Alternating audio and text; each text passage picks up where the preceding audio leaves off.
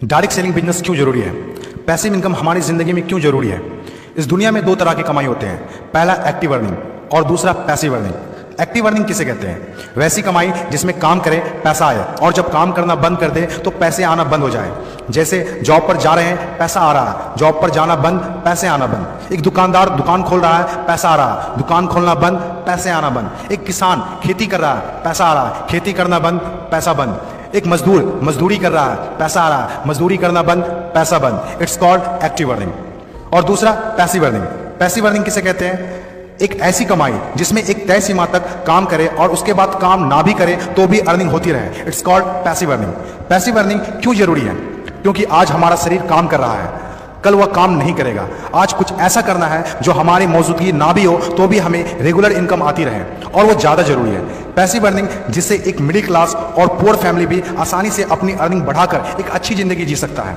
आज passive earning के तरीके का इस्तेमाल वर्ल्ड के सभी अमीर लोग, बिजनेसमैन, पॉलिटिशियन और एक्टर सभी अपने लाइफ में पैसे कमाने में करते हैं। पैसिव अर्निंग का मतलब ऐसा काम जिसमें किसी काम का रेगुलर इनकम आता रहे, जैसे रेंटेड प्रॉपर्टी, कोई मकान, बंगला या रूम को रेंट पर देने से जो पैसा आए।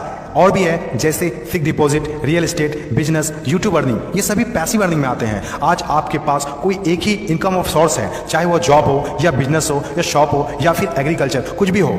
आप उससे अपनी लाइफ की जरूरतों को पूरा नहीं कर सकते हैं। अगर आपको एक बेहतर जिंदगी चाहिए तो आप सिर्फ एक ही इनकम ऑफ सोर्स पर डिपेंड नहीं रह सकते। आपको सेकेंड, थर्ड, फोर्थ या ज्यादा इनकम सोर्स बनाने होंगे। जितनी ज़्यादा इनकम ऑफ सोर्स होगी उतनी ज़्यादा अर्निंग होगी और आप अपने फैमिली को एक बेहतर जिंदगी दे पाएंगे। पैसिव अर्निंग करने के लिए आप ऑनलाइन और ऑफलाइन दोनों तरीके से कर सकते हैं। इसीलिए पहले आप कंफर्म करें कि आप किस तरह शुरुआत करना चाहते हैं। आपको बेसिक और सिंपल आइडियाज चाहिए, ज़्यादा रिस्क भी नहीं हो और इन्वेस्टमेंट भी कम लगे। डायरेक्ट सेलिंग बिजनेस सबसे बड़ा एग्जाम्पल है। ये पैसे कमाने का वो रास्ता है जिसमें आप सिर्फ एक बार मेहनत करते हैं और कुछ ऐसे संपत्ति बना देते हैं जो आपको जिंदगी भर पैसे कमा के दे सके। पैसिव अर्निंग को समझाने के लिए मैं आपके साथ एक स्टोरी शेयर करना चाहूंगा। यह कहानी है बर्क हेजेस की किताब द पैराबल्स ऑफ पाइपलाइन।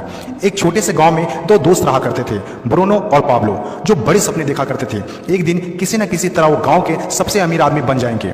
वो दोनों काफी मेहनती थे, उन्हें तो बस एक मौके की तलाश थी और एक दिन उन्हें वह मौका मिल गया। उस गांव में एक समस्या थी, गांव वाले को पानी लाने के लिए नदी में जाना होता था और आधा दिन पानी लाने में ही गुजर जाता था। वो दोनों ने गांव वालों से बात की कि वो नदी से पानी लाकर उन्हें देंगे और उसके बदले कुछ पैसे लेंगे। गांव वालों को ये बात अच्छी लगी। अगले दिन दोनों ने एक एक बाल्टी पकड़ी और नदी की तरफ चल दिए कि हर बाल्टी के लिए 10 रुपए दिए। ब्रूनो बहुत खुश हुआ, लेकिन पाब्लो को इतनी ज़्यादा खुशी नहीं थी। पाब्लो को बाल्टी ढोने की वजह से उसके पीठ में दर्द हो रहा था और हाथों में छाले पड़ गए थे। अगली सुबह फिर से उन्हें ढोने की बात सोचकर ही दहशत हो रही थी। पाब्लो ने नदी से गांव तक पानी लाने का एक अच्छा आइडिया सोचा। जब अगली सुबह दोनों अपनी अपनी बाल्टी उठाकर जाने लगे तो पाब्लो ने कहा, ब्रूनो मेरे पास एक आइडिया है। चंद सिक्कों के बदले मैं दिन भर बाल्टी ढोने की वजह क्यों ना हम नदी से गांव तक पाइपलाइन बना दे। ब्रूनो ने कहा, पागल, हमारे पास एक बेहतरीन नौकरी है, अच्छे पैसे भी मिलते हैं जिससे हम जो चाहे खरीद सकते हैं। अपनी पाइपलाइन के आइडिया को दिमाग से निकाल दो। लेकिन पाब्लो इतनी आसानी से डिमोटिवेट होने वाला नहीं था। उसने अपने दोस्त को पाइपलाइन बनाने का आइडिया अच्छे से समझाया। हम लोग दिन के आधे समय बाल्टी ढोने का काम करेंगे और आधे समय और छुट्टियों के दिनों में पाइपलाइन का काम करेंगे। ब्रूनो ने पाब्लो की बात नहीं मानी। पाब्लो जानता था कि पथरीली जमीनों में पाइपलाइन बनाना आसान नहीं होगा, लेकिन पाइपलाइन बनने के बाद जो मिलेगा उससे वह इंस्पायर होकर काम करता रहा। जब पाब्लो अपना पाइपलाइन बनाता था तो गांव वाले उसकी मजाक उड़ाया करते थे, ये देखो Pablo the pipeline. Bruno Pablo से दोगुना काम कर रहा था, इसीलिए वह दोगुना पैसा भी बना रहा था। पहले कुछ महीने तो पाब्लो की मेहनत का कोई फल नहीं दिख रहा था, लेकिन पाब्लो खुद को बार बार याद दिलाता रहता कि कल के सपने आज के त्याग से ही होते हैं, और आखिर में वही हुआ जो होना था। पाइपलाइन बनकर तैयार हो गया। अब पाब्लो सोता था तो भी पैसा आता था, नहाता था तो भी पैसा आता था, खाता था तो भी पैसा आता था, वह कहीं बाहर घूमने जाता था तो भी पैसा आता था। जितना ब्रूनो ने 3 साल में कमाया था उतना पाब्लो ने 3 महीने में कमा लिया। गांव में जितना पानी बहकर जाता था पाब्लो के जेब में उतना ही पैसा बहकर आता था। और मेरे हिसाब से direct selling business is the best opportunity. इस कहानी से हम 5 बातें सीखते हैं। पहला, विजन का होना।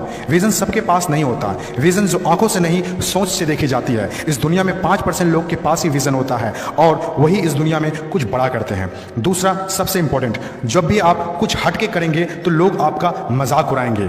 ठीक उस पाब्लो की तरह। तीसरा, लगातार काम करना। विजन पर काम करना आसान नहीं होता है, इसमें जबरदस्त फोकस के साथ तब तक काम करना होगा जब तक आप उसे कंप्लीट ना कर ले। चौथा, खुद को इंस्पायर करना।